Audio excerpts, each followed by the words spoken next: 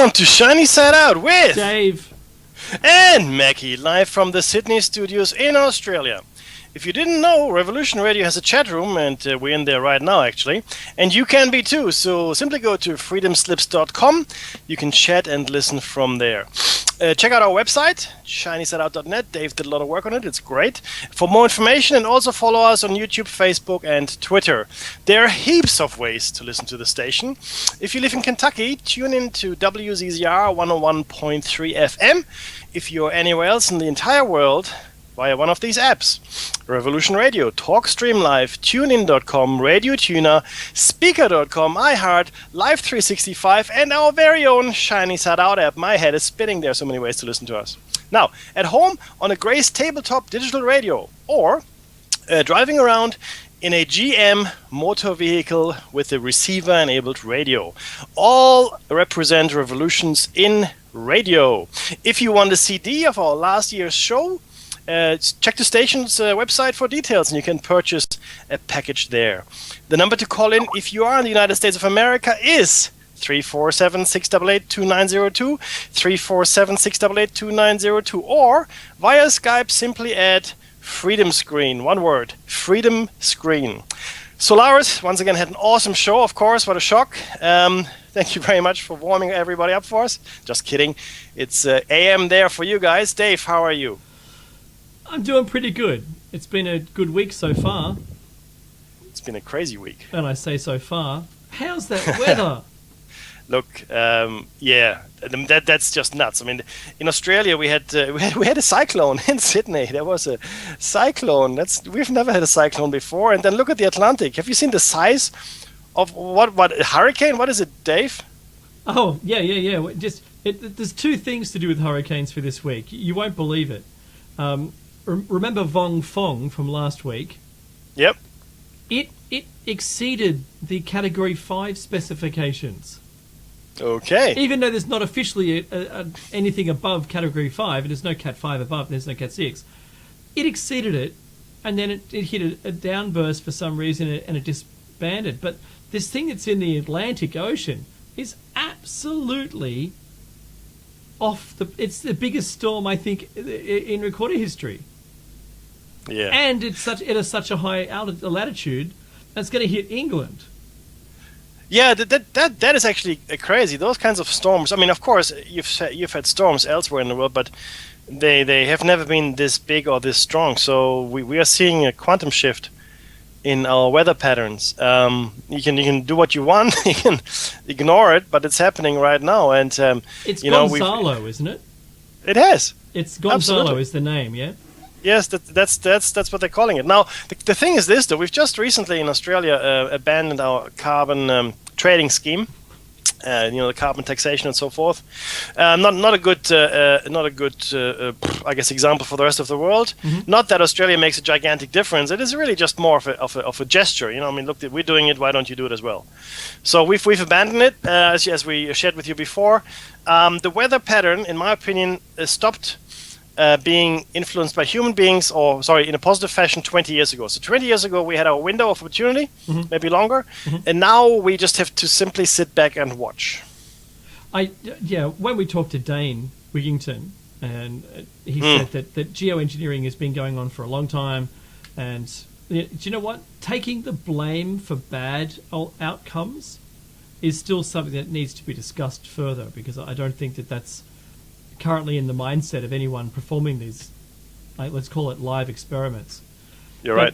But, because, with the successes, you're also going to have to cop the blame for some of them.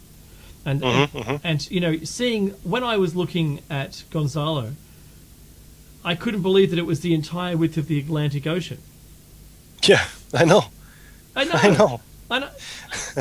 When has that ever happened?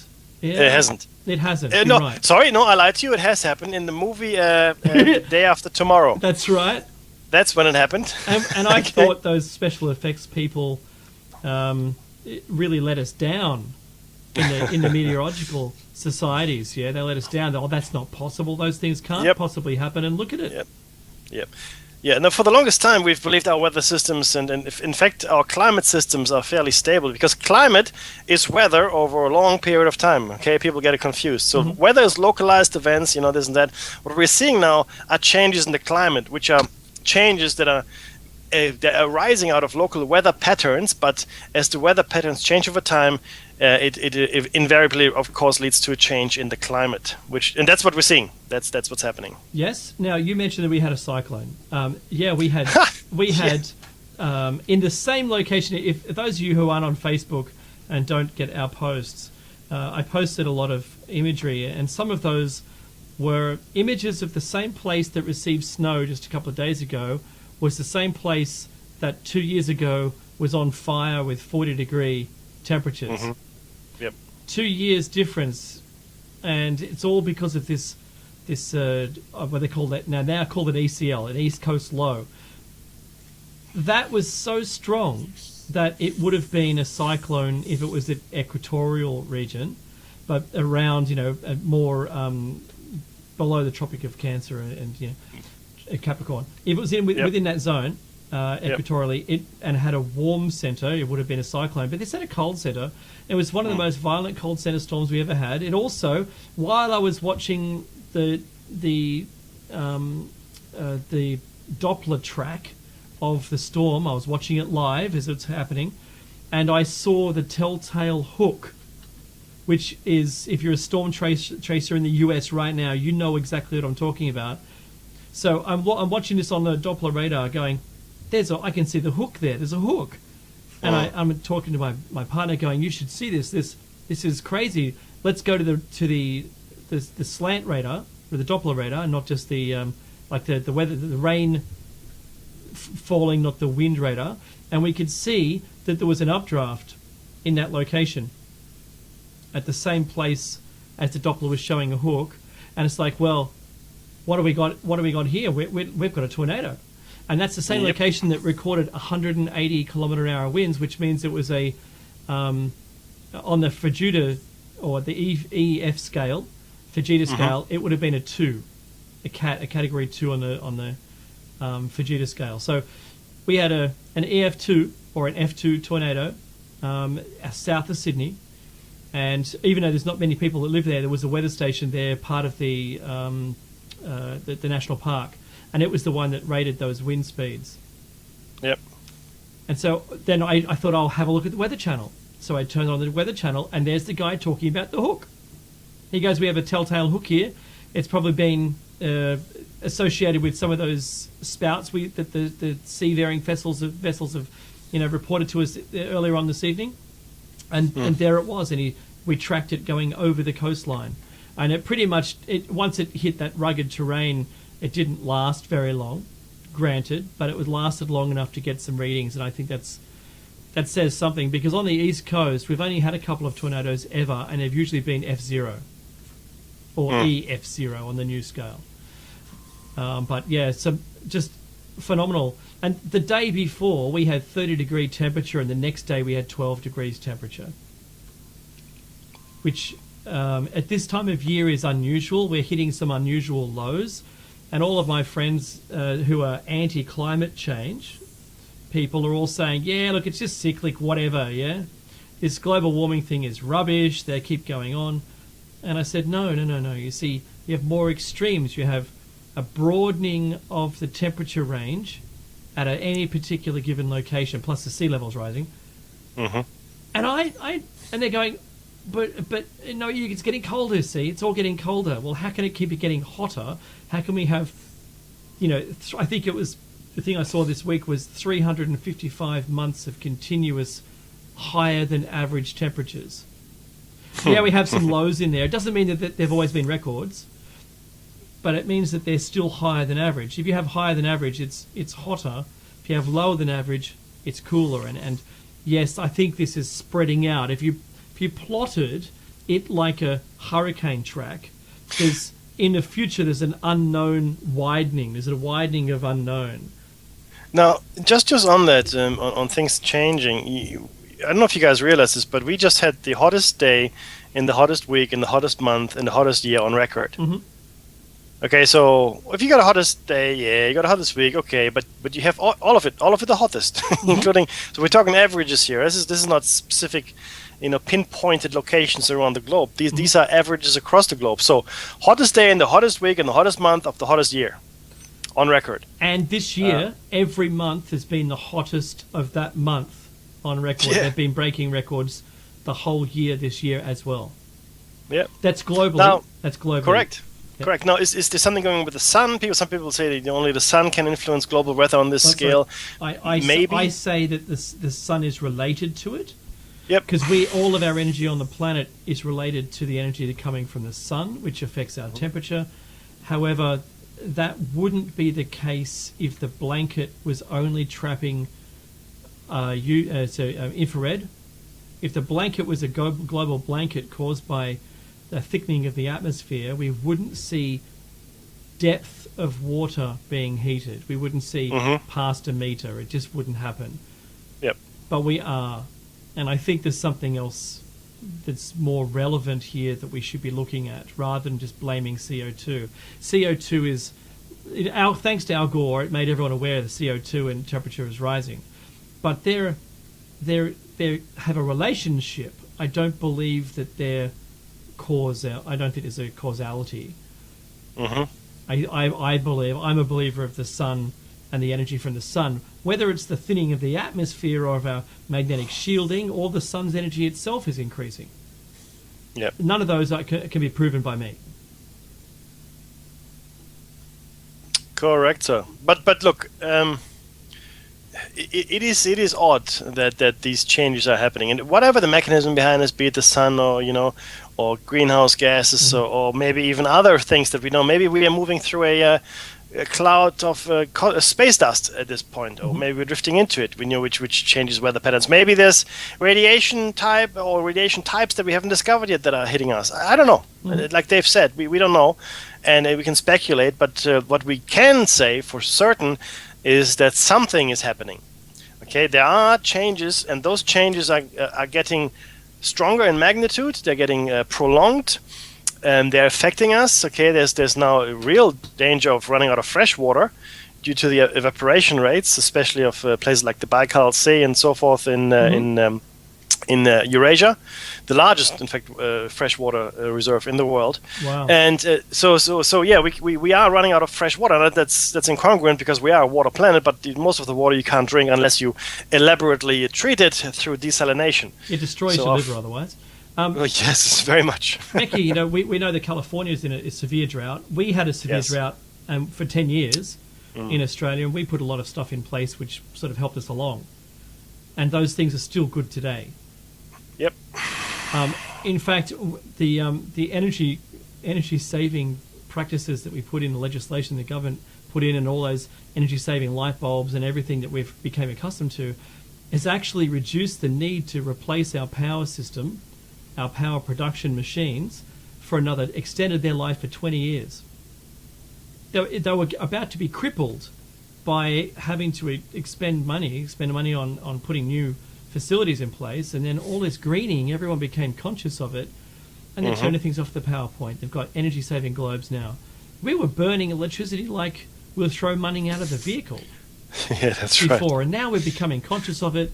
Our beautiful LED screens or LCD or OLED or whatever you have today, their power consumption is way less than the old big CRTs that were leaving a shadow of you permanently on the wall behind you. The Radiation King 5000.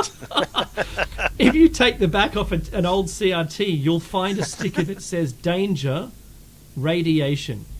And it's not because it's radioactive. It's because of the material coming out the front in form of X-rays. Yeah. Now, just on that, guys, do not play around with CRTs if you have them lying around in your backyard. They retain a residual charge, which, if tampered with, will kill you. So do not play with it. Okay. It's between 10 and 30,000 volts. Correct. Yes. When I was doing my computer engineering course, meaning you actually work on the machines, they said, well, if you want to look after monitors, which were CRTs back in those days, you have to get a special license. Okay, because you're dealing with extremely high voltages, which can, in fact, one accident they showed us a picture of, a guy's watch had melted into his arm, a guy's watch had melted, and not something you want to repeat. It's not something that you want to do. I'll tell you, when I was a kid, all the black and white TVs being thrown out, what we used to do is raid them for their transformers. We wouldn't take the coils off the back of the CRT, but we'd raid them for the transformers, and then we would put 12 volts through it, an arc, and get about a 2 or 3 inch arc between two terminals off the other side. Oh, awesome! So we were into all that. I was almost a little mini. I'm not gonna. So I shouldn't say that. I bow to the man, Ted Tesla, but we were doing experiments in the same vein as he was doing. We made little Faraday cages out of aluminium foil and saved creatures' lives from this arcing. Nice. Some kids play with the magnifying glass in the sun, right? Not us. We were into electronics. So what we've seen in the same week, we've seen 2 supermassive storms. The tide surge that's due in England is an extreme worry for the people living in England and Spain and the whole area, and where it's going to follow through afterwards is unknown. This storm Gonzalo contains so much water that it could leave a meter of rain. It's the same kind of thing that we saw. A meter of rain was due to fall onto Japan and affect the Fukushima plant as well.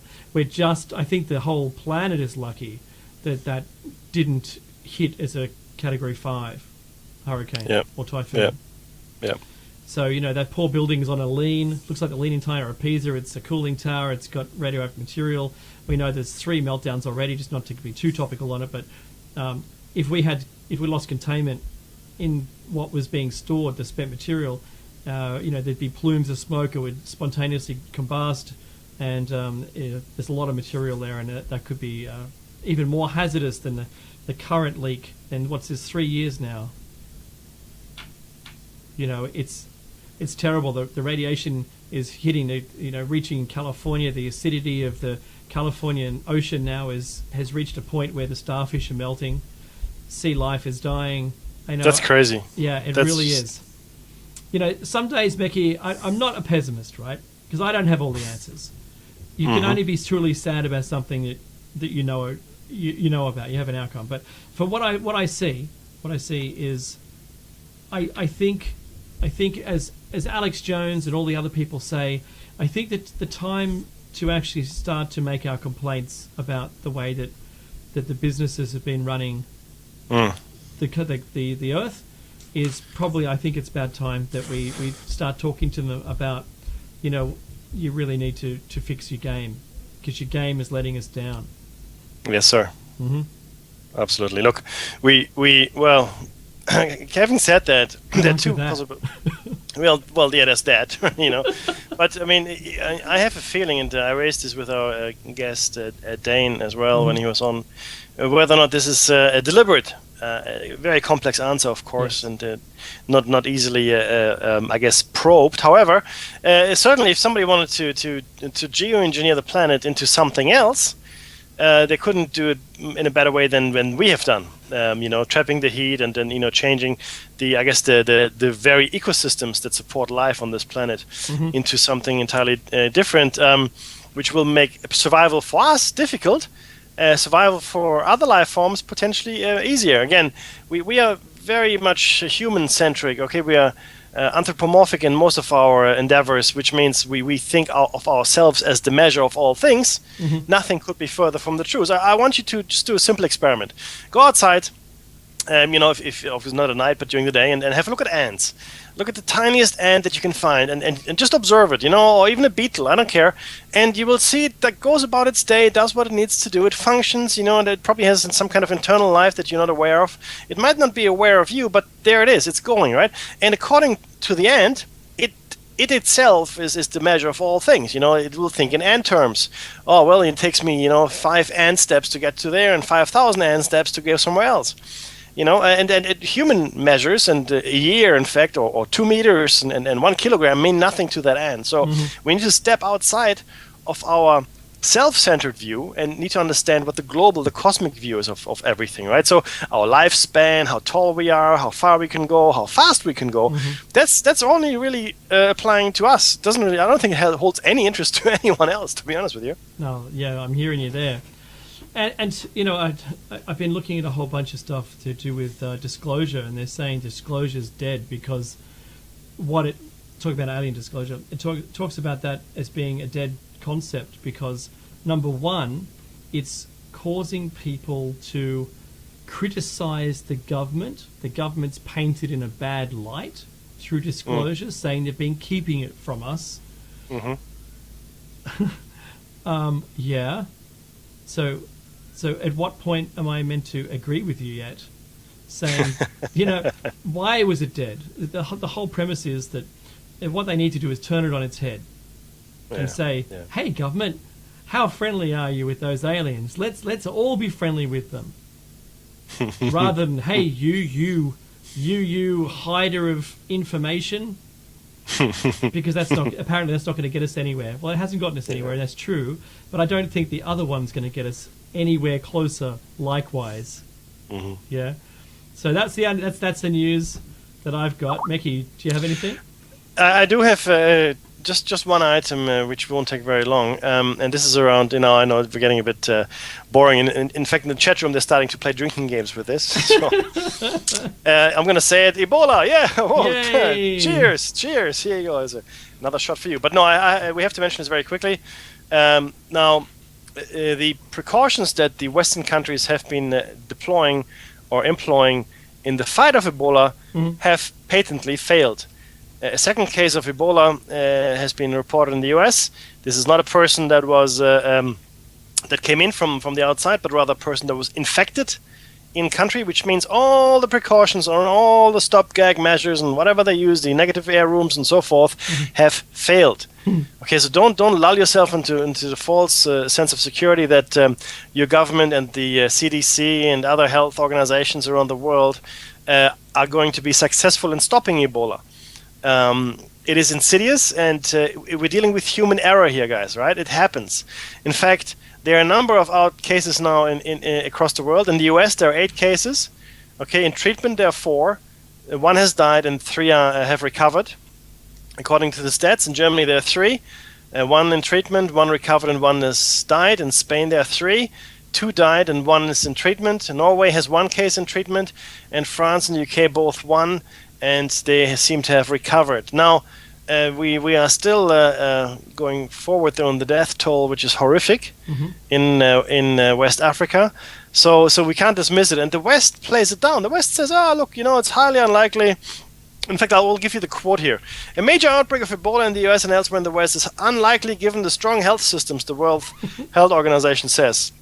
US President Barack Obama also said the risk of Americans getting the virus was extremely low, although he ordered a much more aggressive response. The U.S. is investigating how a nurse infected when treating a victim in Texas was allowed to travel on a plane. Okay, so, there's something failed. Okay, and officials are trying to trace the 132 people who flew with Amber Vinson, who's the nurse that was infected. Now, we know that the disease, as of the 16th, has killed 4,500 people, mostly in West Africa.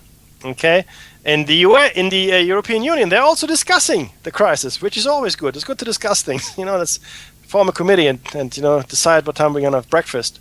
That's all I've seen, Becky. I've seen that same discussion here with debates. Oh, we need to have more discussions about it. We need to have a conversation. I like that word.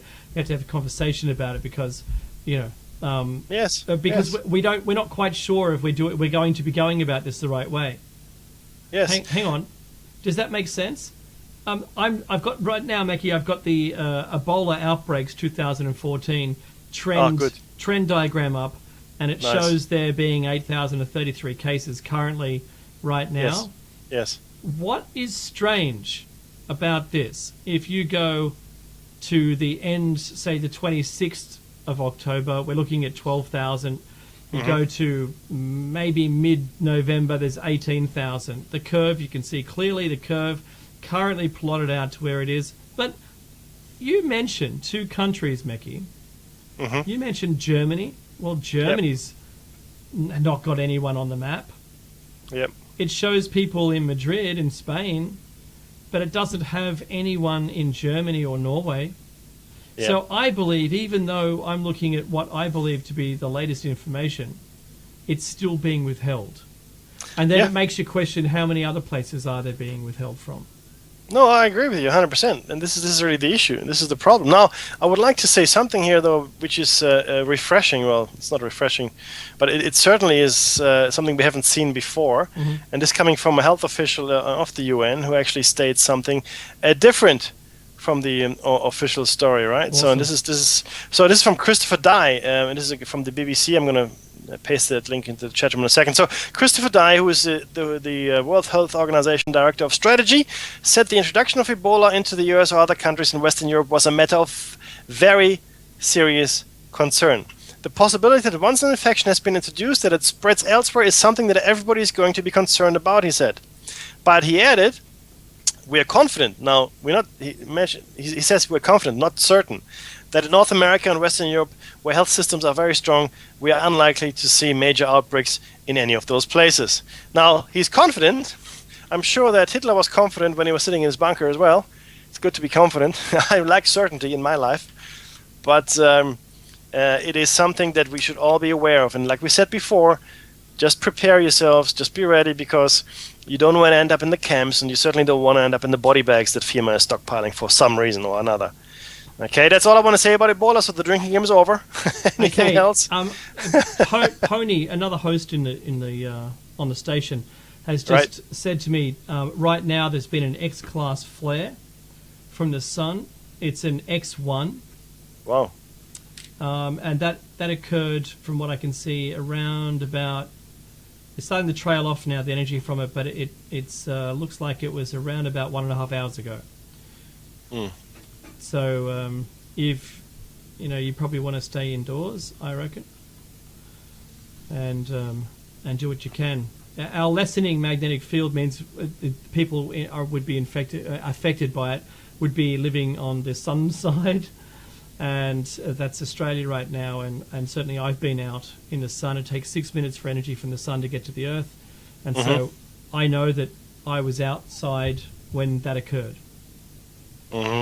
Yeah.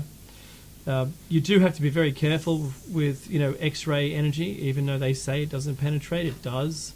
Of course it does. The weakening magnetic field does. If we had a gamma ray burst from anything, everything on the side of the sun that the gamma ray burst hit would be killed.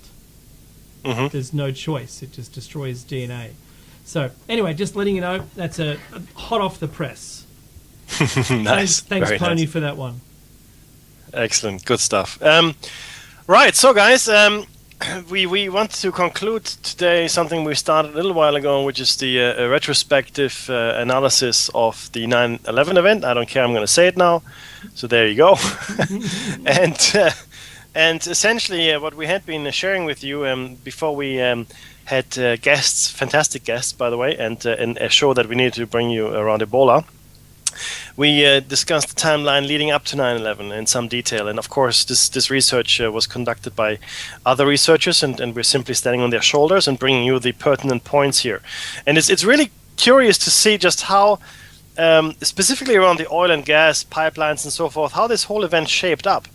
And as you're reading through it, and we're going to share with you in a second what we didn't finish last time, as you're reading through it, it is almost inevitable, you think, or I think, or Dave thinks, for something to come along and expedite the U.S. interests here. And it's not really the U.S. interests, I'm being unfair. It is really the interest of the moneyed elite. It's the interest of the oil barons, if you will.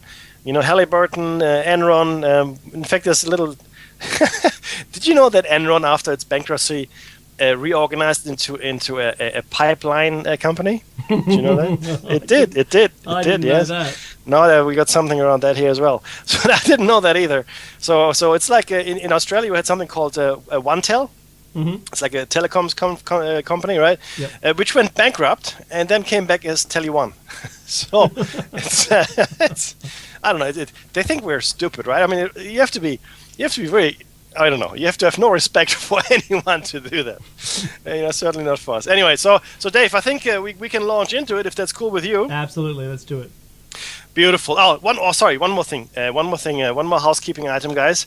We have lost a lot of archives due to enemy action, in my opinion, on YouTube at least. And Dave has done some excellent work in cataloging that on our website. So if you go to our website and you cannot click through to a sound archive, that's because YouTube has taken it off the air. Dave and I are going to endeavor to recast those shows. Mm-hmm. So we will recreate them. So at least you have access to information, and we will publish them through our channel and through a Revolution Radio's new video channel that we told you about rather last week. So that's something that's happening, and then we also may give our website a facelift. We'll see how that will go. Someone that has marketing links has offered to help us out, so I'm always very happy to see that. And but without further ado, I'm going to get right into it. Page 34, Dave, is where we're at. Yeah, that's and I think we should start at the top. This is October 11, 1996. And we're going to talk to you about the Afghan pipeline, which is key to one of the great prizes of the 21st century, so 1996. So the Daily Telegraph published an interesting article about pipeline politics in Afghanistan, and this is the quote here. Behind the tribal clashes that have scarred Afghanistan lies one of the great prizes of the 21st century, the fabulous energy reserves of Central Asia. The deposits are huge, said a diplomat from the region. Kazakhstan alone may have more oil than Saudi Arabia. Turkmenistan is already known to have the 5th largest gas reserve in the world. Now, the Kazakhi oil reserves have since shown not to be that large, but still fairly big. Next one, sir. In 96, that was what they believed, and that Correct. shows a lot of interest in the region. August Correct. 1997, CIA monitors Central Asia for oil reserves. The CIA creates a secret task force to monitor Central Asia's politics and gauge its wealth. Covert CIA officers, some well-trained petroleum engineers, travel through southern Russia, Azerbaijan, Kazakhstan, Turkmenistan to sniff out potential oil reserves. Mm-hmm. That's from 1998. Correct, sir. October 27, 1997, Halliburton announces Turkmenistan project. Unocal and Delta Oil form consortium. Halliburton, we know Halliburton, a company headed by future Vice President Dick Cheney, remember this is 1997, announces a new agreement to provide technical services and drilling for Turkmenistan. The press release mentions Halliburton has been providing a variety of services in Turkmenistan for the past 5 years. On the same day, a consortium to build a pipeline through Afghanistan is formed. It is called CENTGAS, and the two main partners are Unocal and Delta Oil of Saudi Arabia. And guess who Delta Oil of Saudi Arabia is connected with? That's right, the Bin Laden Group. Oh, wow. In November 1997, Enron and Bin Laden family team up for a project. Wow, Enron and Bin Laden, wow. That's something else, Mackie. We're just going to read the highlighted ones, right? Correct, sir, correct. Yeah. December 1997, Unocal establishes pipeline training facility near Bin Laden's compound. Near Bin Laden compound. So Unocal pays University of Nebraska $900,000 to set up a training facility near Osama Bin Laden's Kandahar compound to train 400 Afghan teachers, electricians, carpenters, and pipe fitters in anticipation of using them for their pipeline in Afghanistan. Unocal is paying University of Nebraska professor Thomas Gouttiere, you'll hear that name again, to develop the training program. Gouttiere travels to Afghanistan and meets with Taliban leaders, and also arranges for some Taliban leaders to visit the US around the same time. We'll hear more about that later as well. Now, it will later be revealed that the CIA paid that very same Gouttiere to head a program at the University of Nebraska that created textbooks for Afghanistan promoting violence and jihad. Mm-hmm. What a shock! Yeah. Hey, when's the passports? What years was the passports in? Do you remember the Taliban passports? Passports issue? I think that was around that time, my friend. I think it is. They were just writing. They got busted. Yes, sir. Filling in passport applications and visa applications. Visa applications. Where are you going to stay? Nowhere. What are you going to do? Nothing. Hotel. was what someone was going to do, a hotel. Very funny. Taliban, this is in December 4th, 1997, Taliban representatives visit Unicol in Texas. I remember this one. Taliban representatives in Texas, 1997. Representatives of the Taliban are invited guests to the Texas headquarters of Unicol to negotiate their support for the pipeline. Future President George W. Bush is governor of Texas at the time. The Taliban appear to agree to a $2 billion pipeline deal, but will do the deal only if the US officially recognizes the Taliban regime. The Taliban meet with US officials. It is being claimed that the Taliban met with Enron officials while in Texas. See 1996, September 11th, 2001. Enron, headquartered in Texas, has a large financial interest in the pipeline had one at the time. The Taliban also visited Thomas Goodyear. Same guy. Yep, an academic at the University of Nebraska, who is a consultant for Unicol, and also has been paid by the CIA for his work in Afghanistan. And he takes them to visit Mount Rushmore as well. That's a nice sideline. Yeah. And this is, these are the presents you're going to spit on in the future. Thank you very much. Unbelievable. Sorry. They're only your friend until they're your enemy. Right? Yeah. Yes. That's unfortunately, that's exactly true. Now, this is a bit somber, guys. This is October 7th, 1998. 10 a.m. in the morning. Al-Qaeda bombs U.S. embassies in Kenya and Tanzania. You probably remember this. And over 200 people are killed. Now, the bombings happened in Nairobi, Kenya, and in Dar es Salaam, Tanzania. And the two embassies were bombed within minutes of each other, showing the Al-Qaeda's capability to conduct simultaneous attacks, or at least that's what we think. In the 2002 book The Cell, reporters John Miller, Michael Stone, and Chris Miller will write the following. What has become clear with time is that facets of the East Africa plot had been known beforehand to the FBI, the CIA, the State Department, and to Israeli and Kenyan intelligence services. No one can seriously argue that the horrors of August 7th, 1998 could not have been prevented. They will also comment, this is the authors, inexplicable as the intelligence failure was, more baffling still was that Al-Qaeda correctly presumed that a major attack should be carried out by a cell that US agents had already uncovered. Now, the reason we share this with you is because it has such uncanny resemblance to 9/11. Mm-hmm. Prior knowledge. And yet, it was allowed to happen. And again, the authors, in their naivety, assume the inexplicable intelligence failure. It's the same kind of inexplicable intelligence failure that happens some 10, or actually in this case, only 3 years.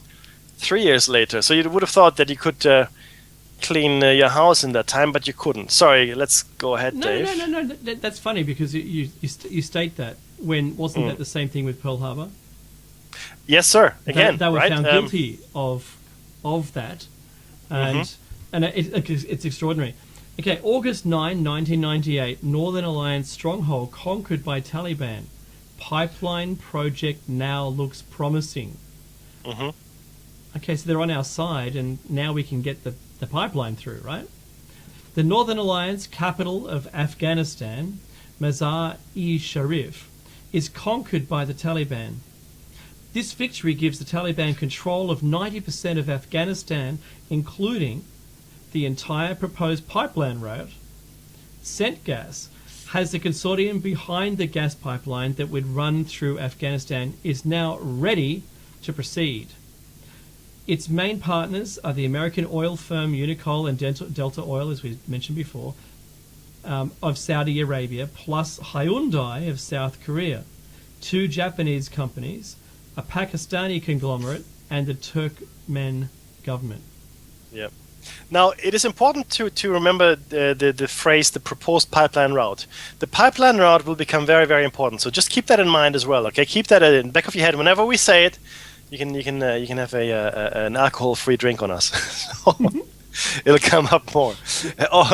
August 20, 1998. U.S. fires on Al-Qaeda Afghan training camps and a Sudanese facility. So, the US fires 66 missiles at 6 Al-Qaeda training camps in Afghanistan and 13 missiles at a pharmaceutical factory in Khartoum, Sudan, in retaliation for the US embassy bombings just a few days, a few days prior to that. So, they also, the Sudanese Al-Shifa factory is hit in the middle of the night when it is unoccupied. Intelligence will later suggest that the factory had no links to bin Laden. I want to give you a bit of quick background on that. I didn't edit this in here, but so essentially what this factory produced was cheap medicine. Okay, cheap non-patented medicine. So the large pharmaceutical companies in the States didn't get a cut, and the loss was said to be in the billions for them. Now, conceivably not true, because the poor African countries can't really afford the imported expensive American medicines. Nonetheless, I believe, and this is just me, that this bombing happened specifically to please the pharmaceutical lobby in Washington. There was no reason at all to bomb that factory. Unless you wanted to just stop the production of cheap medicines for Africa. Okay, that's really quite sinister. Further on, it's also mentioned that President Clinton, who in fact authorized this particular bombing raid, is soon widely accused of using the missile strike to distract the US public from a personal sex scandal. We all remember Monica Lewinsky, I'm sure, and the cigars and everything that went with it. And in fact, I think that's exactly what he did. Okay, he used the bombing to distract from his misdeeds there. Mekhi, well, they own it, since they spent so much money on training the Taliban? Wouldn't they have they just bombed their own stuff anyway? That's the camps, yes. Yeah. Exactly, right. But the factory, no. The factory that was independent of any Taliban or anyone else. And like I said, it was in the Sudan, producing cheap medicine for the African people. Yeah. So still leading up to 2001, we've got August 22, 1998. Mullah Omar calls State Department and expresses interest in confidential dialogue. Hey, can we have a chat? He says. State Department official Michael Malinowski, 2 days after the US missile strikes on militant training camps in Afghanistan, top Taliban leader Mullah Omar unexpectedly telephones the State Department in Washington. He talks to Michael, Office Director for Pakistan, Afghanistan and Bangladesh in the Bureau of South Asian Affairs. Although Mullah Omar does not threaten the US, he suggests that the missile strikes could spark more terrorist attacks. He says the Taliban is open to the idea of establishing a secure communication channel with US officials, possibly through the US Embassy in Pakistan. There is no embassy in Afghanistan. Got to remember that. The State Department comments, Omar's contact with the US official is rather remarkable, given his reclusive nature and his past avoidance of contact with all things American. The US then sends the Taliban some evidence of bin Laden's militant activities, but it appears the secure communication channels never materialize. Yes.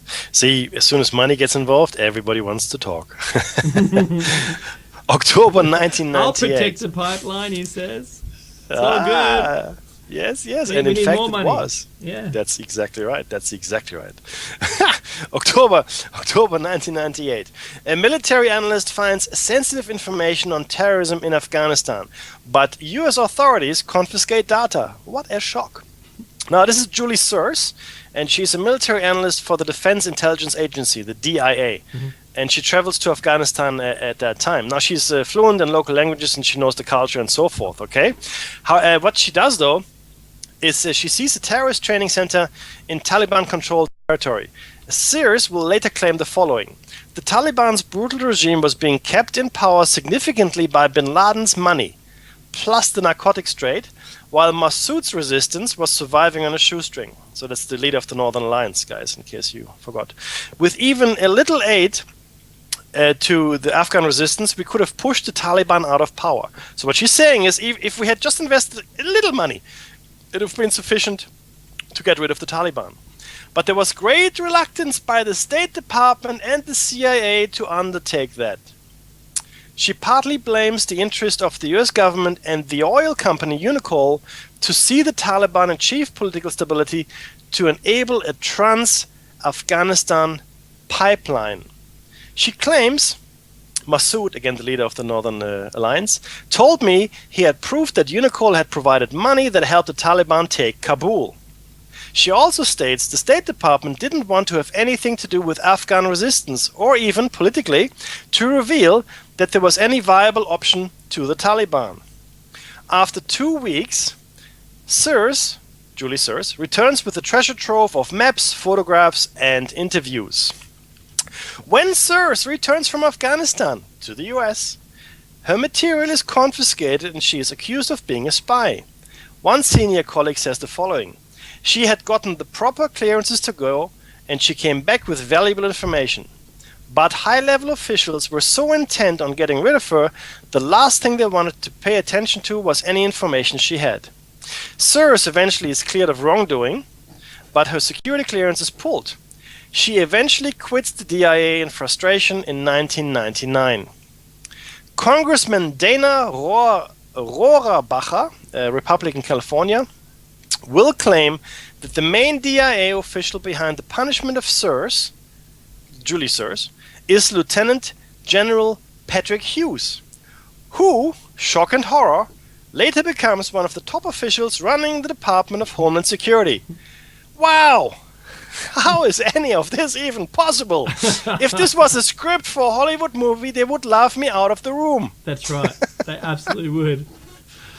December 5th, 1998, Unocal abandons Afghan pipeline project. Unocal announces it is withdrawing from the CENTGAS pipeline consortium and closing 3 of its 4 offices in Central Asia. President Clinton refuses to extend diplomatic recognition to the Taliban, making business there legally problematic. He's just cut ties. Mm-hmm. Yes, sir. Now, late 1998, the Taliban stall pipeline negotiations to keep Western powers at bay. Again, just a negotiation tactic. 1999, so a whole year later, US ready to fight for oil, especially in Persian Gulf and Caspian regions. A top-level US policy document explicitly confirms the US military's readiness to fight a war for oil. The report, Strategic Assessment 1999, prepared for the US Joint Chiefs of Staff and the Secretary of Defense, states energy resources issues will continue to shape international security, it says. And if an oil problem arises, US forces might be used to ensure adequate supplies. Oil conflicts over production facilities and transport routes, particularly in the Persian Gulf and Caspian regions, are specifically envisaged. Mm-hmm. In June of 1999, Enron plans a power plant with the Bin Laden family in the Gaza Strip, in fact, in Israel. Wow. July to August, through August 1999, Taliban leaders visit the US. Like, if you're in the Taliban and you're being shot at by the US with missiles, how can you get on a plane and go and visit the US leaders? Oh, but it's going to go. It's going to go and talk to them for a while, yeah? Yeah, that's all. It'll be okay. It'll be okay. How did they get a visa? Who are you? Yes. I'm Taliban. I'm not going to offend you any further with any more accent. About a dozen Afghan leaders visit the US. They are militia commanders, mostly Taliban, and some with ties to Al-Qaeda. A few are opponents of the Taliban. Their exact names and titles remain classified. For 5 weeks, they visit numerous locales in the US, including Mount Rushmore. All their expenses are paid by the US government and the University of Nebraska. also paid. Thomas Gutierrez, once again, an academic heading an Afghanistan program at the University of Nebraska, hosts their visit. Gutierrez is working as a consultant to UNICOL at the time, and some Taliban visits to the US are paid for by UNICOL, such as a visit 2 years earlier. Now, we heard about that one. Correct, sir. July 4, Happy Independence Day, 1999. An executive order is issued against the Taliban.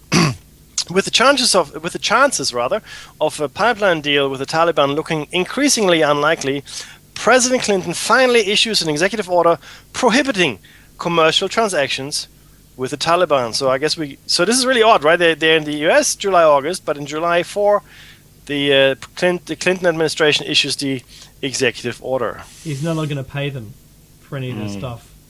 So maybe that was just cut off the existing payments, we don't know. December 20th, 1999, Iran said to be supporting conflict in Afghanistan to further their own pipeline plans. They had a plan as well. There are all kinds of plans. The BBC, I have a cunning plan. My lord, I've got a cunning plan. We're going to get some uranium, we're going to build some reactors. The BBC explains one reason why the Northern Alliance has been able to hold out for so long in its civil war against the Taliban in Afghanistan. It's quoted, Iran has stirred up the fighting in order to make sure the international oil pipeline goes through its territory and not through Afghanistan. That's an interesting quote. That's the first time I've heard that, Mekhi. Mm-hmm. I know. Is that they can blame Iran for all the trouble so it ends up going through their country rather. Mm-hmm. 100%. Now, October 12, 2000, the USS Cole is bombed by Al-Qaeda. You probably remember this. I remember this the USS Cole with this huge gaping hole in the side of it. They didn't sink it, but nonetheless there was the attack. Now, the USS Cole is bombed in the Aden, Yemen harbor by two Al-Qaeda militants, Hassan al-Kamri and Ibrahim al-Tawar. 17 soldiers are killed, US soldiers, and 30 are wounded. The CIA later concludes that with slightly more skilled execution around the attack, it could have killed more than 300 and sunk the actual ship. Now, something I haven't bolded, but I want to share with you because it's important. The 9/11 Commission will later say that the Cole bombing was a full-fledged Al-Qaeda operation supervised directly by bin Laden, and he chose the target and location of the attack, selected the suicide operatives, and provided the money needed to purchase explosive equipment. Now, okay. Now, what they're trying to do is, of course, establish a breadcrumb trail to the 9/11 attacks between, bin Laden and those particular horrendous attacks. Something that I have not seen any good evidence on that. And in fact, we will share some information with you next time around the attempts to link him to the attacks. And look, I don't really care whether or not it was him that did it. It's important that people say it was him. It's important that they're trying to pin it on a certain man for various reasons. And we need to understand why this happens, right? There could have been someone else that's the patsy. I don't care. The point here is that what we're being told is in fact not the truth. And this is why we're sharing all of this with you, okay? So you can actually follow the timeline and understand what went on. Yeah, but the thing that makes it a little more difficult to believe that last statement is because it does come from the 9/11 Commission, page 190. That's the one. I think this is the last one we'll get in before the top of the hour. December 19th, 2000. Yep. US seeks Taliban overthrow. So this is near the end. Considers Russia and US invasion of Afghanistan. So want to team up with Russia.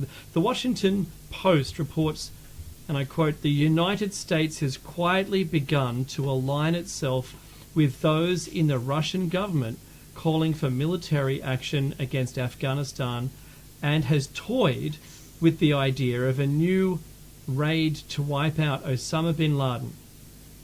Until it backed off under local pressure, it went so far as to explore whether a Central Asian country would permit the use of its territory for such a purpose." And it appears that the pre-9/11 plans to invade Afghanistan involve attacking from the north with Russia. Yes, interesting. Now, So we are now in at the end of 2000.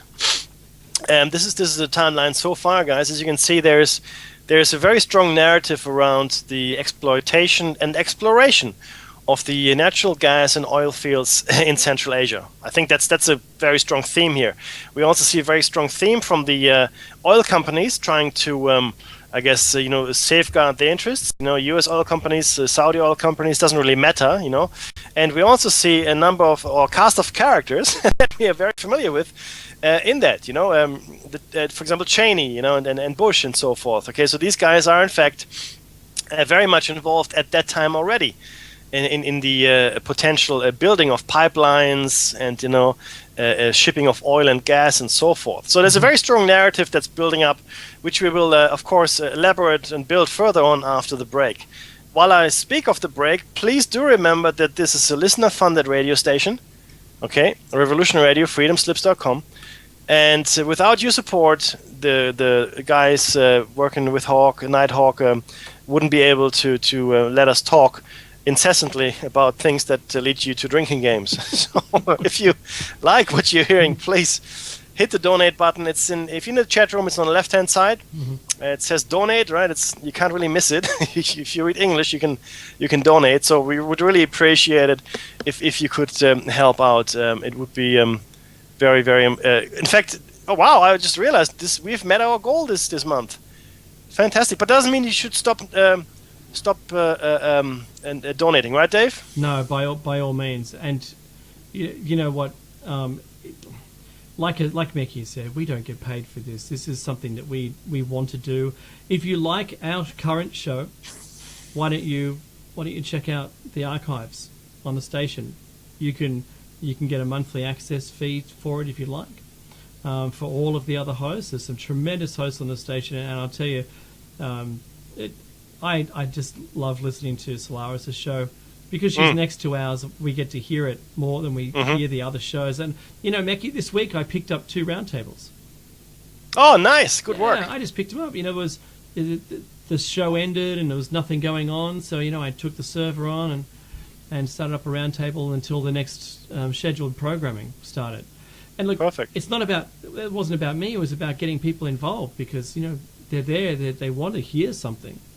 Mm-hmm. So, get them on air and they're able to voice their opinions, and I thought that was an awesome opportunity. This is what this station is. This is the new version of what media is supposed to be like. Mm-hmm. It's not a one-way push of information. It is interactive, guys, and there's the music. So hold tight. It's a short break. We'll be back with you shortly afterwards. Okay.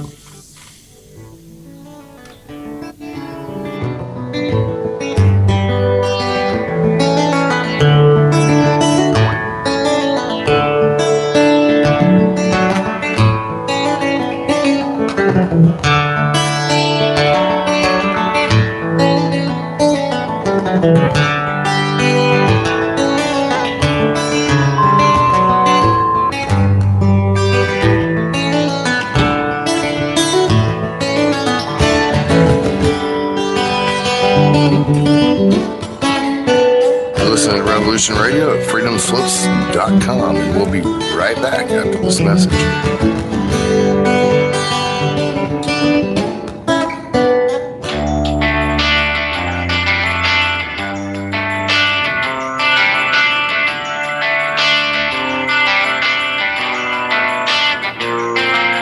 This is Thomas, a.k.a. a Mad Painter. I'd like you to join me Monday nights, 10 p.m. Eastern Standard Time for Open Canvas. Don't forget to bring an open mind. Yes, folks, that's right. Bring an open mind to an open canvas. Again, that is Monday nights, 10 p.m. Eastern. UFOs to government corruption. This is Revolution Radio, freedomslips.com. You don't need to expect us. We're already here.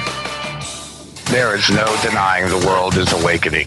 We see it in the global uprisings and demonstrations of the people around the planet and the new way of thinking and living that is arising naturally within each one of us and our communities. I have been a major player in this global shift and movement for over 20 years and have helped tens of thousands of people around the world change their lives and find their voice in order to help create the paradigm change we so desperately need. Join me here at Revolution Radio on the Just Bernard Show every Tuesday at noon Eastern Eastern Time for 2 hours of powerful interviews and discussion with some of the most influential visionaries of consciousness, alternative media, and suppressed knowledge. We promise to reveal the real matrix and empower your human experience.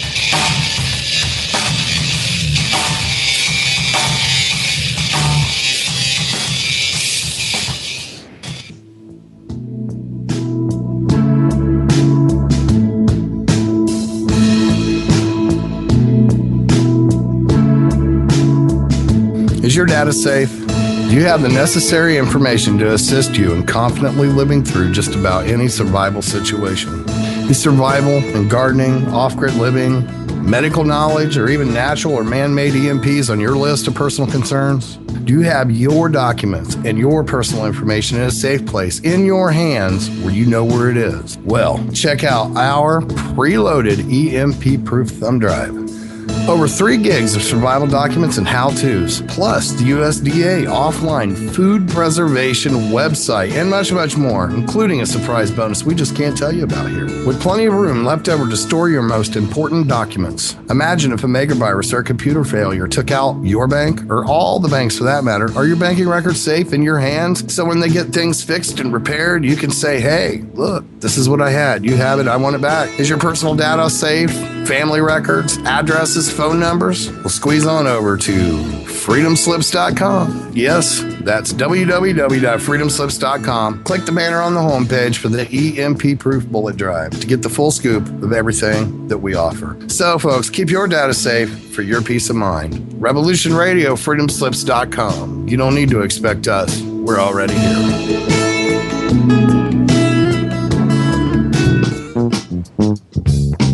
Thank you for tuning in to Revolution Radio at freedomslips.com. If you plan to call in and speak with one of our hosts, please turn down your radio and separate yourself from any background noise and wait for the area code to be called on before you speak. And don't forget, Revolution Radio freedomslips.com is listener supported. So stop by the homepage, freedomslips.com, visit the site support area to help support the host you're listening to's airtime. Thank you. Revolution Radio freedomslips.com, where the truth never sleeps.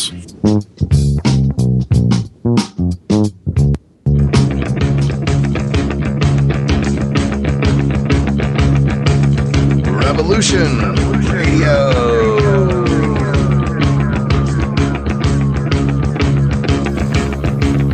You're listening to Revolution Radio, freedomslips.com, 100% listener-supported radio, and now we return you to your host.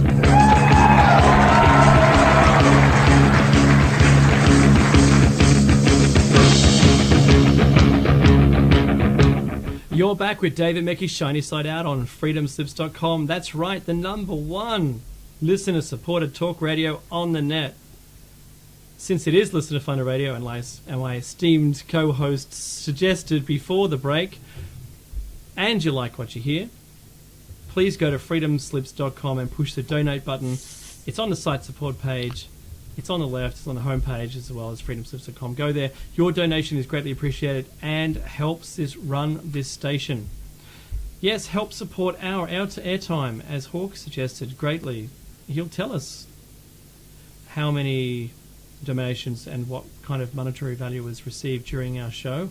You can even choose which show it was you're listening to. It's awesome. Please do it. I'd like to say hello to all our new listeners. I have to also make a comment, Mecky, that the amount of show viewings on a YouTube channel now has exceeded 10,000 for the month. Woohoo! Good on you, everyone out there wanting to know more. That's fantastic. Nice. Yeah, we are glad you're on board. But the engagement is good, except that I just like to see more questions. Don't just, we're here for you to answer questions if you have any. We're halfway through. Sorry, Mickey, go ahead. No, just on that point, very important that you mentioned it. So if you guys wanted to see specific shows on certain topics, please ask. Mm-hmm. We're very happy to do the research and bring you what we find, so you don't have to. So if there's anything in particular that you want to know about, let us know. Yeah, completely. We're currently halfway through show 138. 138, Mickey. 830 and 100. Incredible, yeah, isn't it? 100 it is. Now, when I do the maths, we're only a couple of months away from 3 years. I know, you're right. Indeed, we are. And thank you very much for Nighthawk for leaving us on the air for so long. We've been trying to be compliant, of course, FAA compliant, using only the right words. But no, thank you very much for having us, and thank you very much for listening. Obviously, I don't think we'd be still on the air if nobody listened, right? I mean, it'd just be you and me talking to each other, right? Hi, Mum. She's the listener, the only listener in the chat. No, I'm kidding. Mackie, the new laws in Australia do somewhat restrict what we're able to talk about to a particular degree. We know, and we're acutely aware, if anyone is actually listening to this from any of the ASIO or the lettered acronym organisations, we are acutely aware of what our responsibilities are, and we thank you. In fact, we'd appreciate word first before arrest if we could, if we breach any of those policies. I'd much prefer that rather than being arrested. Okay, so it's all good. Come around for a few beers, and we'll talk about what we're supposed to talk about, right? I'm laughing because my brother has already been visited by ASIO and, in fact, the federal police in a totally unrelated matter. Look, it'd be good if you could give us some fair warning. If there's something you don't want us to cover, at least we know, right? But be aware, though, people will find out everything eventually. You can fool most of the people most of the time, but you cannot fool all the people all of the time. There will come a time when everything comes open, and then, God help us all. Now, January 21, 2001, Bush administration takes over. Many have oil industry connections. What a shock. George W. Bush is inaugurated as the 43rd U.S. president, replacing Bill Clinton. Now, he didn't actually win the election, if you remember that. The Supreme Court said that he won it, and most of the people on the Supreme Court were either appointed by his father or Ronald Reagan. So, you go figure. The only cabinet-level figure to remain permanently in office is CIA Director Tenet, who was appointed in 1997 and reputedly a longtime friend of George H.W. Bush, the elder. Numerous figures in Bush's administration have been directly employed in the oil industry, including Bush himself, Vice President Cheney, and National Security Advisor Rice. Rice has in fact been on Chevron's board of directors since 1991. And get this, and I didn't know this, she even had a Chevron oil tanker named after her. That's right, I didn't know that, okay? It is later revealed, now this is actually shocking, Condoleezza? Right? Condoleezza, that's her, buddy. It is later revealed that Cheney is still being paid, while he's in office, up to $1 million a year in deferred payments from Halliburton, the oil company he headed. That's while he's in office. Now, is there a conflict of interest? I don't know, guys. I'll leave that up to you to decide. Enron's ties also reach deep into the administration, and this is coming from Guardian and the Washington Post and all kinds of different sources. Wow. Mackie, conflict of interest is something extremely important to cover off, right? Absolutely. Purely because I worked for a company, and I was they had a policy called the fit and proper policy. It should be in every single organisation, and you should have to declare whether you have a conflict of interest in any topic that's ever risen at any time in an executive meeting. Yeah, if you have a conflict of interest, you should bring it up, because then the meeting chair has the ability to, number one, recognise it, but number two, declare to understand its complexity, and then what the severity of that or any implications, whether that person is then restricted from voting on any topic because of their conflict, or they're excluded from any further discussions because of that as well. Right, because then that leads into maybe insider trading. Or whatever that happens to be in your particular field. Knowing that this does not happen in a political sense is so annoying. In Australia, we have a big coal miner. Big Coal as one of our party leaders. What a shock. Who clearly voted against the climate policies. So that's bad, right? For him. But this is the kind of extent that we're looking at. You know, you can't be part of one of those things that you're voting against, and that's really what I'm saying here. That's why you have a separation of powers as well. I mean, anyway. Originally, remember this in America, the separation of church and government. Yes. That was a law. Yes. What happened to that? Yeah, good luck with that. Okay, so late February. This is where we're in February now, 2001, a couple of months out. Enron influences Cheney's energy task force to help troubled Dobol plant. Vice President Cheney is holding a series of secret energy task force meetings to determine the Bush administration's future energy policy. Starting at this time, Enron leader Ken Lay and other Enron officials take part in at least half a dozen of these secret meetings. After one such meeting, Cheney's Energy Task Force changes the draft energy proposal to include a provision boosting oil and natural gas production in India. Mm-hmm. Wow. Now remember, this was the troubled plant that we had talked about earlier as well. So this is actually establishing motive here as well, guys. Mm-hmm. Okay, there's motive. And now this is a little sideline. In March, on March 1st in 2001, something I think personally very regrettable happened. The Taliban disregarded international opinion and destroy the giant Buddha statues, yes. If you recall. An act of wanton vandalism which didn't make them any friends, and of course at this point I think it was clear, to the Taliban that the West and they would not reach an agreement of mutual benefit anytime soon. I raised the question, Meki, and I've done this a few times, and that is that when they blew up those statues that were against, there was a cave related between them. Yes. And I saw a big dust cloud fly out of that cave as well. So what was in that cave? What artifacts were in that cave that were very important? Yes. And I just want our listeners, I want that on the record because I want them to think about this next time it comes up. It's a very good point, sir. Okay, May 2001, U.S. Army sees military implications for Caspian Sea oil pipelines. Well, there's a surprise. An article sorry, that's an edited comment. An article published in Military Review, which bills itself as the professional journal for the U.S. Army, states the Caspian, and I quote, the Caspian Sea appears to be sitting on yet another sea, a sea of hydrocarbons. The presence of these oil reserves and the possibility of their export raises new strategic concerns for the United States and other Western industrial powers. As oil companies build oil pipelines from the Caucasus and the Central Asia to supply Japan and the West, these strategic concerns gain military implications.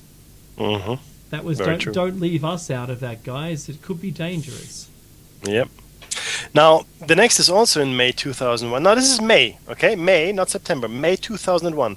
Faith Pearl and Wolfowitz discuss Iraq invasion. Snowcroft, initially favorable. Okay, Scowcroft.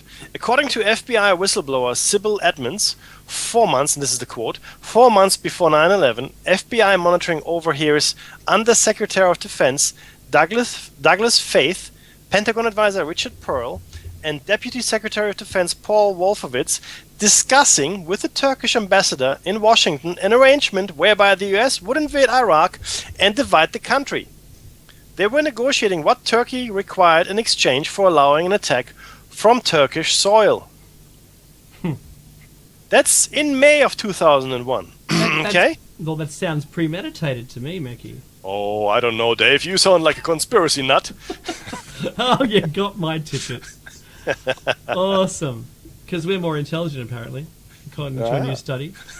Fantastic. If you didn't know that, Maggie, we're both on board. May 16 now, 2001, Vice President Cheney's energy plan foresees government helping US companies expand into new markets. Well, looks like they're going to do it forcefully by the last, according to May 2001. Vice President Cheney's National Energy Policy Development Group releases its energy plan. The plan, titled Reliable, Affordable, and environmentally sound energy for America's future. I need the American anthem behind me. I feel like standing up now, just and saluting the flag just after hearing that. Absolutely.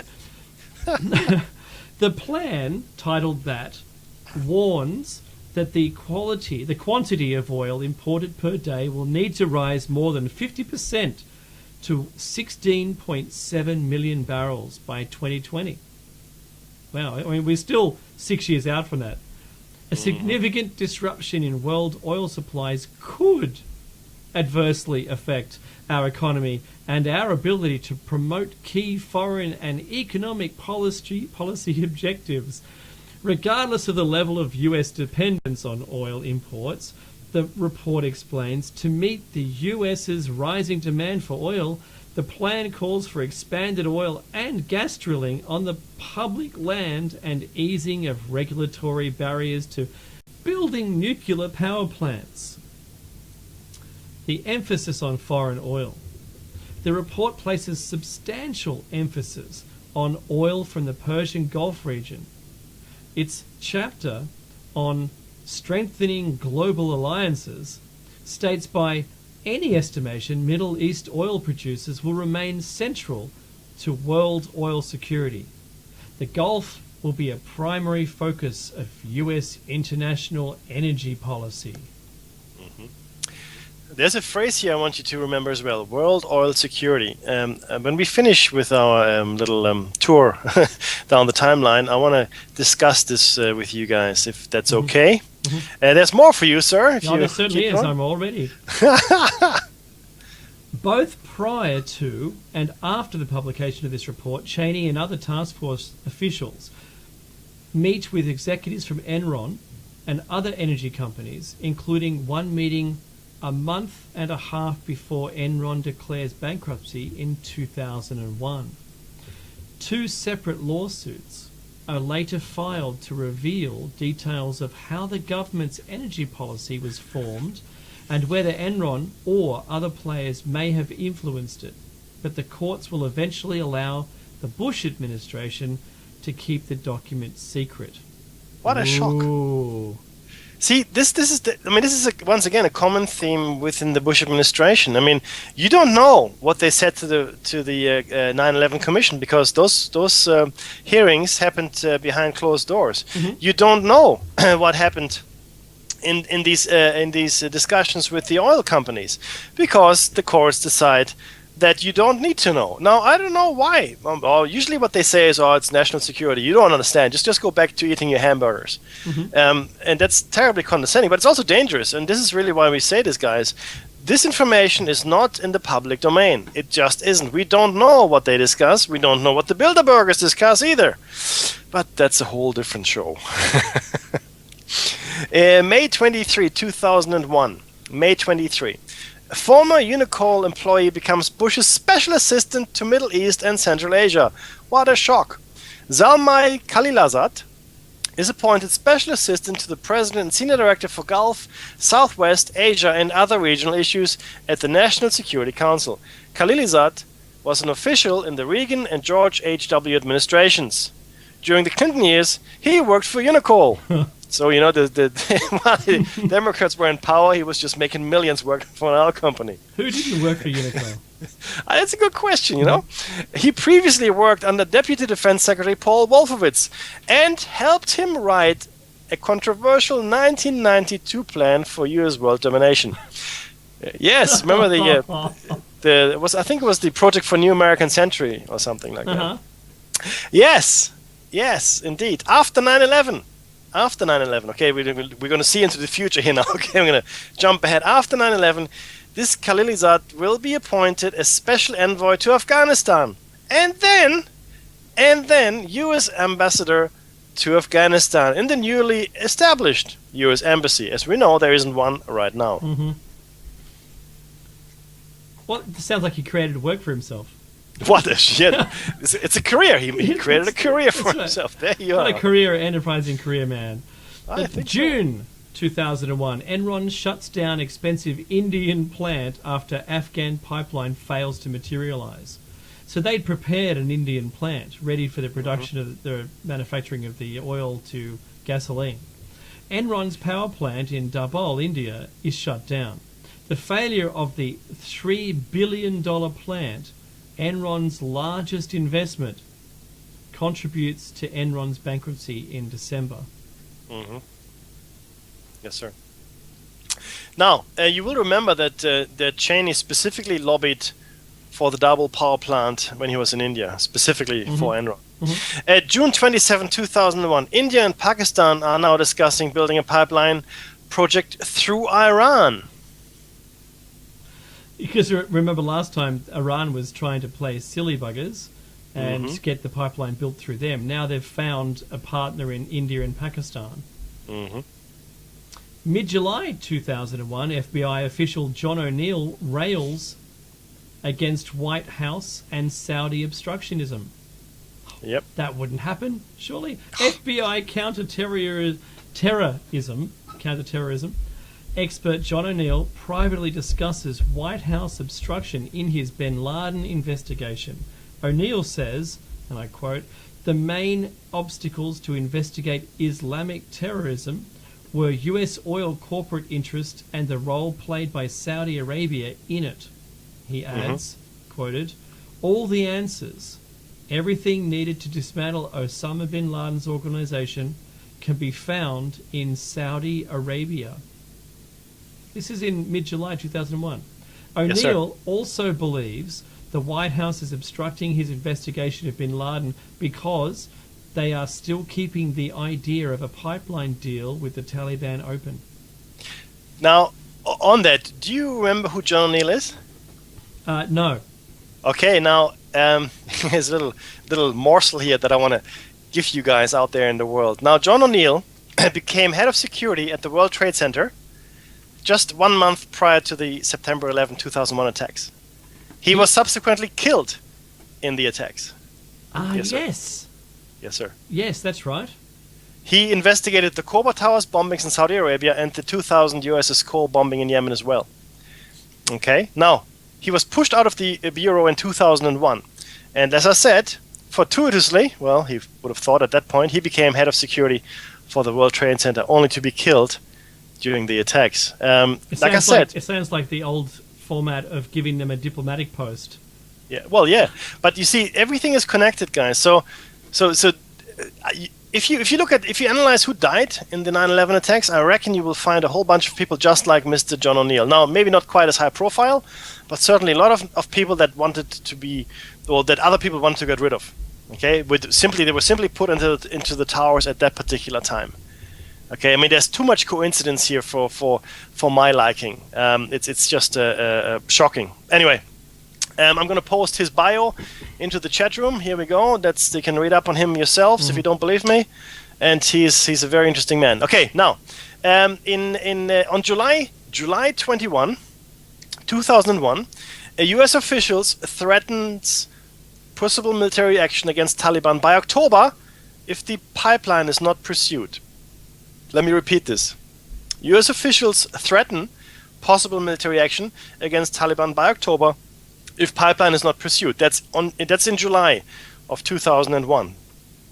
How convenient then that we can invade Afghanistan under the pretext of avenging the 9/11 attacks, right? Yeah, that's right. They haven't even happened yet. So No. August 2, 2001, US official secretly meets Taliban ambassador in a last attempt to secure a pipeline deal. And that obviously didn't go very well. Now, August 2 to 3 in 2001, so this is again beginning of August, Taliban official predicts US will invade Afghanistan by mid-October, possibly in response to major attack inside US. You go, whoa, that sounds weird. No, not at all. We will make available all our research on the website.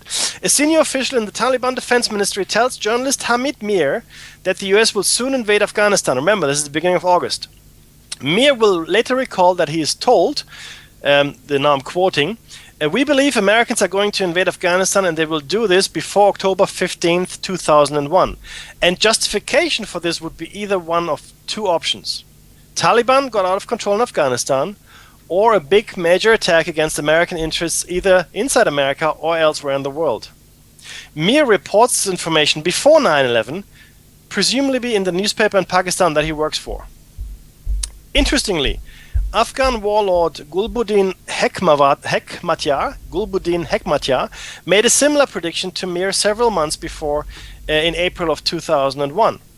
Also, several weeks earlier, US officials reportedly passed word to Taliban officials in a back-channel meeting that the US may soon attack Afghanistan if the Taliban do not cooperate on building an oil and gas pipeline running through the country. According to one participant in the meeting, the US attack would take place by the middle of October at the latest. Wow. Boom. And then we have the day, September 11, 2001, the 9/11 attack. 3,000 die in New York City and Washington, D.C. Yep. Following that, on October 5th, 2001, study reveals significant oil and gas deposits in Afghanistan. And on that, I have an interesting story from Hovi, which I will share with you in a second. Contrary to popular belief, Afghanistan has significant oil and gas deposits.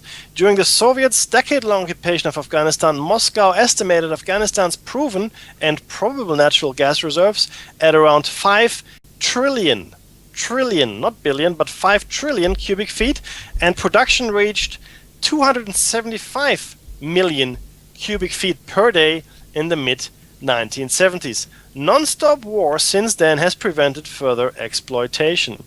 Now, a friend of the show has told us about a piece of technology which was developed by the CSIRO, which was ground-penetrating radar. In fact, ground-penetrating radar that could then be used to establish the existence and, profitability of natural resources underground. That technology vanished overnight.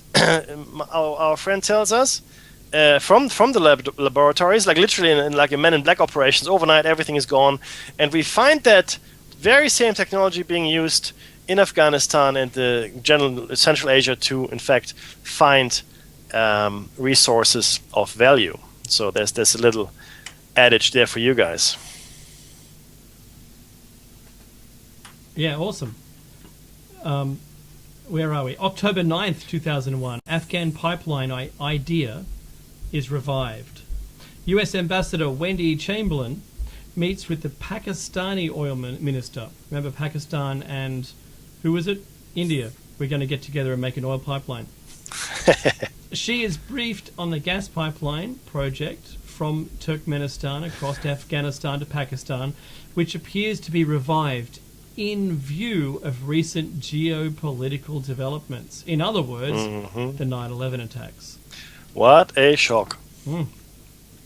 December 2, 2001, Enron files for bankruptcy. Enron files for Chapter 11 bankruptcy, the biggest bankruptcy in history up to that particular date.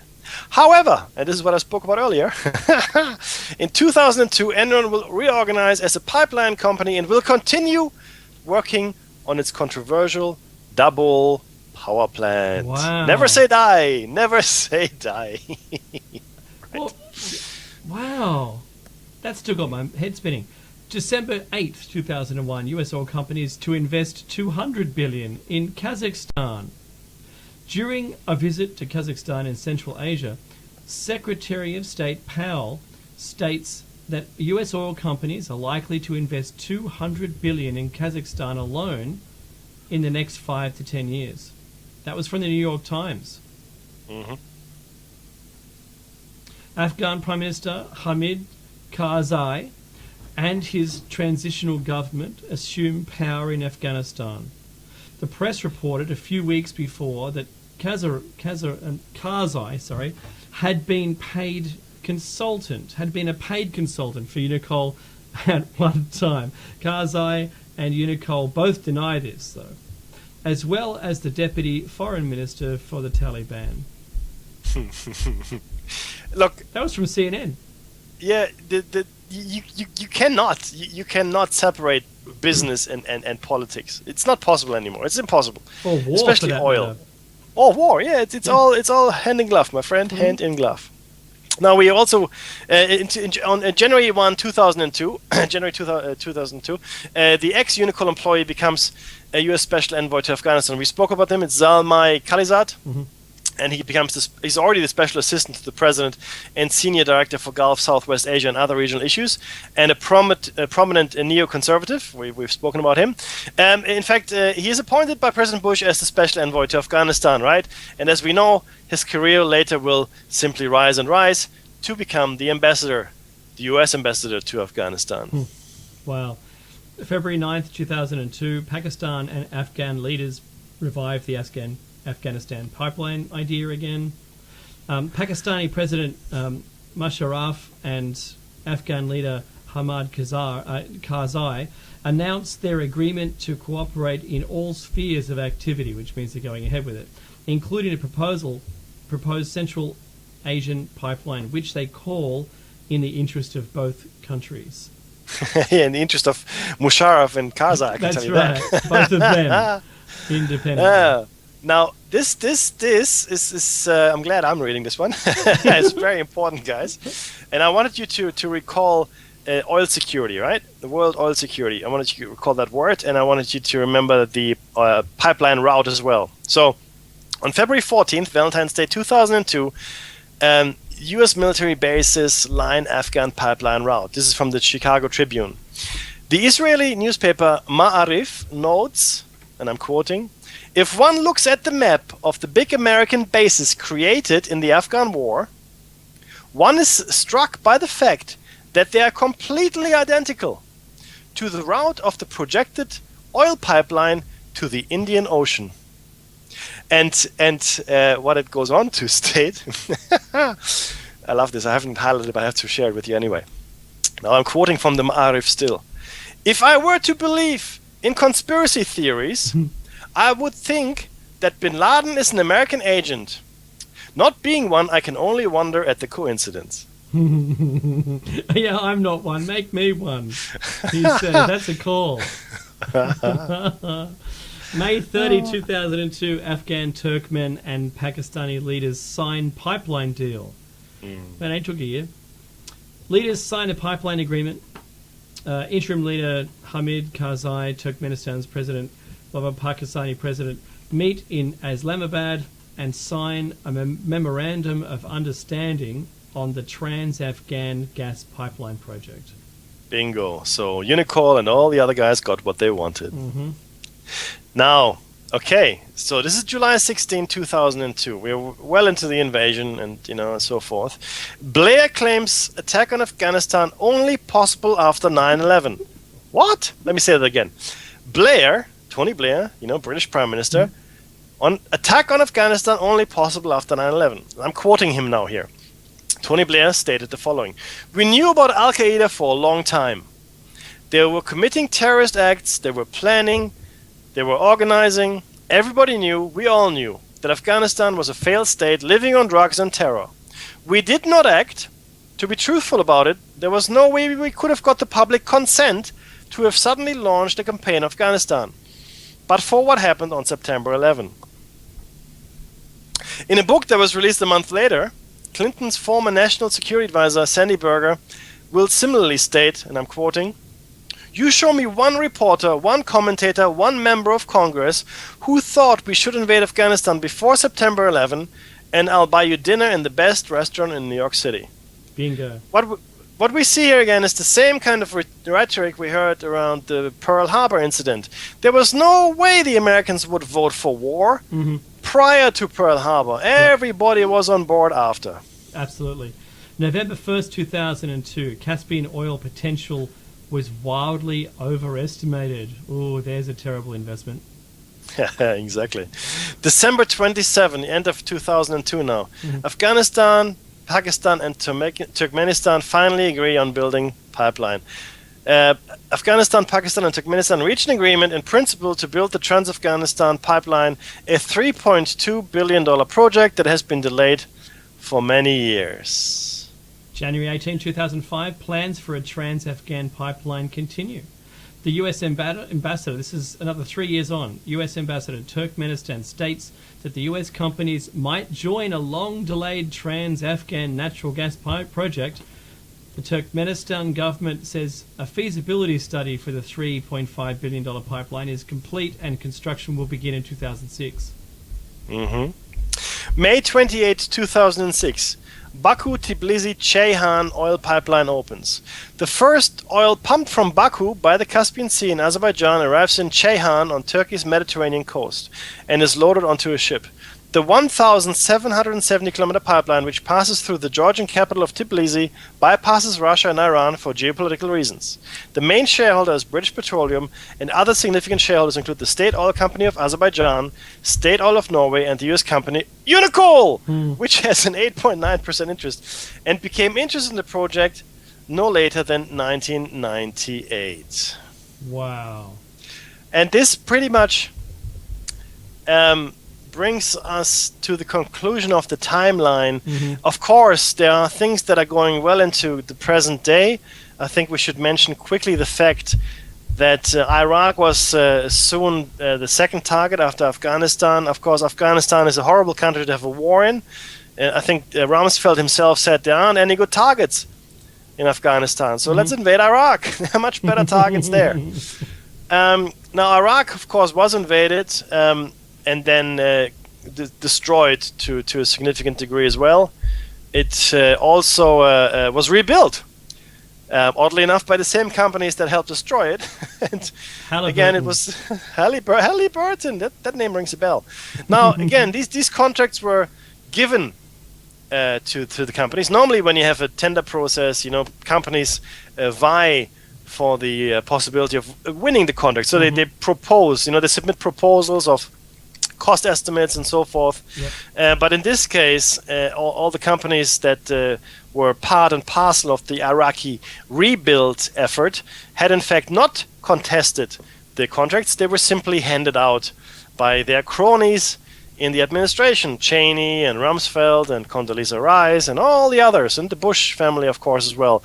It was a feeding frenzy at the proverbial trough. Do you know what? Okay? It's usually called anointed. Yeah, anointed. I like it. Yeah. It says there's always a grand plan for it to occur. Yeah. And since there was zero competition, it was all of the buddies. Yeah. And think about it this way as well, guys. I mean, okay, so you had the two Bushes, senior and junior in power. They were president for between them, I think, 12 years. You also had various Bushes in power in Texas and Florida at crucial times. They were running Fox News at certain times as well. So you had a whole bunch of the extended Bush family, the Bush dynasty, if you want, in charge. If you go way back to Harriman, to the Harriman brothers, that employed, in fact, Prescott Bush, and he made his millions there laundering money for the Nazis back in New York prior to World War II. You can see the dynasty of such corruption and magnitude that it boggles the mind. In fact, most people would simply not believe it. Oh no, I don't believe it. Don't forget also that Bush's first company, Bush Jr. now, our Bush to Oil, was funded by the Bin Laden family. Okay, they were business partners for decades. Okay, you can see when they meet each other. Actually, go to old video footage. See how much respect the Bushes have for the Saudi princes and for the Bin Ladens. There's hand kissing and all kinds of things. Okay, so and why wasn't Saudi Arabia invaded? The 19 hijackers, they were Saudis. There's a clear money trail from the Saudis to all of these extremists. I wouldn't be astonished if they found a money trail to ISIS right now. Okay, make no mistake, all of this is still ongoing, guys. It's ongoing. We might stop our timeline in 2006, sure enough, but things have rolled on. Things haven't stopped. In fact, Iraq has been divided for all intents and purposes. Okay, in fact, now we're seeing the growth of an Islamic caliphate. I mean, it's fantastic as far as U.S. security agencies are concerned. You've got a fantastic enemy there. You can just pump money into beating those guys senseless if you have to, if you want some budgetary approvals from Congress. None of this is stopping. None of this has stopped. Obama is not above it. Obama is right into it. Obama went to the Bilderberg conference before he was elected, together with, guess what? Miss Clinton. That's right. She was, she was there as well. That's right. Clinton, Hillary, she was there with him at the same Bilderberger conference before he was elected, and the deal was struck, okay, between them. And there is no such thing as a fair election. There's no such thing as a free election. Okay, you have to trace these people. You have to see where they come from. Okay, you have to see what they do. You have to see where they get their permissions to be in power. This is all very clear if you just invest the effort to investigate it. Mekhi, do you remember the man who testified in front of Congress suggesting that he was a programmer who was asked to write the voting code on the voting page? And in America, they vote via a computer console.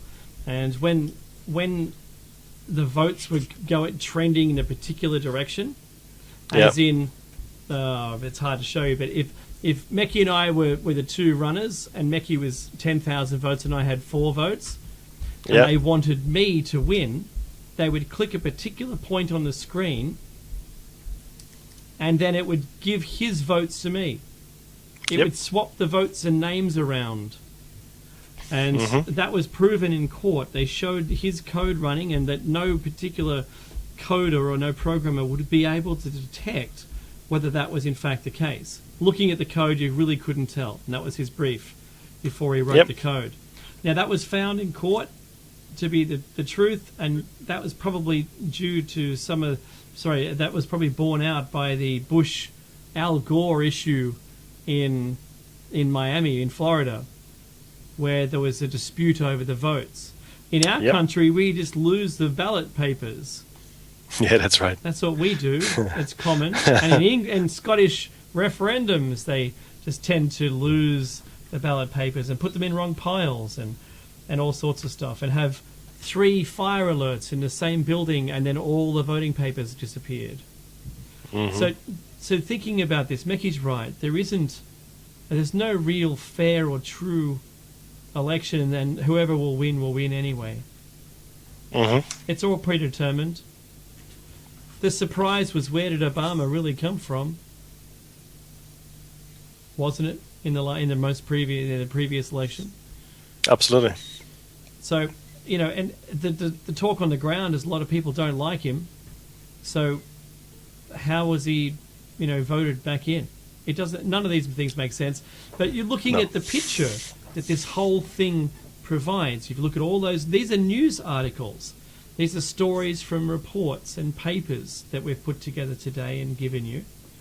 With all of those, don't you see a premeditated, rolling, business-pushing, political, and the war machine to have agendas perpetrated for their own interests?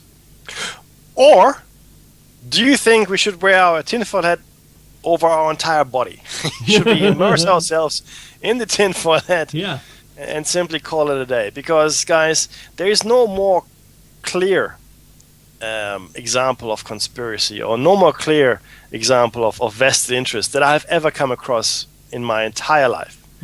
Okay, in fact, it overshadows Pearl Harbor, the Reichstagsbrand, all of those things that we've discussed in the past. It is so obvious and so blatant that I'm astonished that there is not more of an uproar, not more of a call for investigation, to release documents, to get the culprits arrested and jailed, if whatever the case may be. But no, nothing has happened. Nothing has happened. I think about, I'm perpetually pushed into having described to people that we're sitting here taking it. We're taking it. George Orwell was right the whole time. We should have resisted, but we didn't resist. We're at the point now where they'll take us off for reprogramming. It's the only thing that hasn't been initiated through his book, which obviously we joked about not being an instruction manual on how to run society. This should have been opposed, but we're there. That's where we are, and we've sat through it, and we haven't opposed it. Governments have turned into, through political advertising and newspapers and the media, have allowed, in conjunction with each other, this push to believe what they say is right. It's like advertising on the TV. when they get caught out, they back down. So, for instance, in America, there was, I don't know the quantity of people, but there was a lawsuit recently, Mackie, about Red Bull, the drink. Yeah, okay. Red Bull gives you wings is the slogan for Red Bull. However, successfully sued Red Bull was a person or a number of people who sued and said it didn't give me wings. Are you serious? I'm absolutely serious. Google it. Go and Google it. Google it for yourself. That's insane. I can't believe that. Now, the defense lawyers for Red Bull should have asked two questions. Have you ever seen anyone drink Red Bull? And have you ever seen people flying through the air? Having answered no to both of those, the next question you'd pose towards the witness in the stand is, then how would you ever expect to achieve that goal through advertising, drinking, or manufacturing wings of your own? It doesn't make sense. I love that. So this is when they get caught out. Now, they've had to pay a big settlement fee for these people. Wow. Why didn't we think of that? They're independently Dang. wealthy now, these people, and they can No, they can of course certainly not. donate to our show. Yes. But it's when they're caught out. Now, we know in advertising, in all around the planet, they tell us they create an issue and then tell us how to solve it. Whether I had the issue personally or not, it doesn't negate my purchase of the product. It doesn't matter. I wasn't experiencing what they showed me on the infomercial, but yeah, my wallet's in the car. I'm going to still buy that thing, right? Now, we're told one thing, we're told how to live, we're told what to buy, we think we have choice and we don't. Yes. That's true, unfortunately. In fact, I would go as far as saying that we have been educated, in the West at least, to entirely believe what's coming through the boob tube. We've been trained, for the most part, into becoming corporate drones. So our entire existence simply revolves around consuming. Okay, we've become the penultimate consumers. We are consumed by our consumption. We no longer create. We no longer make anything. We just consume stuff. Okay, and that's actually rewarded, right? So you're born, you go to school, you're indoctrinated from an early age because everybody knows you've got to get them when they're young. Okay, some of you might escape this. We have to some extent. Then you're going to the workforce, and that's okay because that's what you have to do. And you ask yourself, well, why? Well, that's just how it is. Unless you're independently wealthy, you're going into the workforce because that's what you have to do. And you work in a job that you probably hate, in a job that it will also reduce your life expectancy because we were not meant to sit down for 8 hours of a day. We were not meant to eat the junk food that we shove into each other's faces. You know, we're not meant to look at a screen for the best part of our lives and process data for no apparent reason. Okay, we're not meant to do any of those things. Our bodies were actually designed quite differently. So, but nonetheless, there we are. Then we get married, right? We buy a house because that's what we do. And I'm asking again, why do you do that? Because I've done it as well. There's no choice. It's just, what you need to do when you live in this world. The Amish don't have to buy a house. They built their house. Beautiful, on community land. Anyway, so I'm digressing. So off you go. Then you've built your house, you've got your marriage, maybe you're a same-sex partner. It doesn't really matter. The same applies to you. You might want to have children, so you have children, you adopt children, whatever you do, or you might have a dog. It doesn't matter. It's irrelevant. But you do things that are expected of you. You go on holidays, you buy the bigger car, the bigger TV. And I went to Singapore this week and I saw a TV for $20,000. It's an 80-inch TV, 80-inch, ultra high definition. 4K. Okay. Yep. And there was a 79-inch TV as well, which was $10,000. And I said to the guy, well, so that's 80 inches and that's 79 inches, but there's a $10,000 difference. He goes, yes, everything is bigger in the 80-inch TV. And I thought I'll let it rest there. Fair enough. But who am I to argue with technology? When does it arrive, Mickey? But see, the thing is, and I spend a lot of time in Singapore, and I do love the food and the people. But it is probably the ultimate consumer society on the planet. Singapore is one gigantic shopping mall, okay, unless you go to the old parts and you know where to go and to avoid it. But people just spend and spend and spend. It's insane. And I think it is the wet dream of any corporate entity to have, I guess, a country, or in fact have the entire world look like Singapore. Let's just spend the money like crazy this year. In fact, it's bottomless. Taxes are low. It's like 10% tax, massive incomes, huge disposable income. Everybody's driving around in Beamers and Mercs, and they cost 10 times more than they cost anywhere else. But people still do it, right? I mean, it is really very scary. If everybody consumed like those guys, in fact, probably consume on a higher rate than the Americans, we would all be dead within a year. I think there'd be nothing left of the planet. It would all be eaten. We've eaten it all. No, there'd be one. If you looked at it, it would look like the profile of someone who's taken a bite out of an apple. There'd be a half of it missing. Yeah? Meki, I have to ask you a question. How many vehicles in Singapore were old?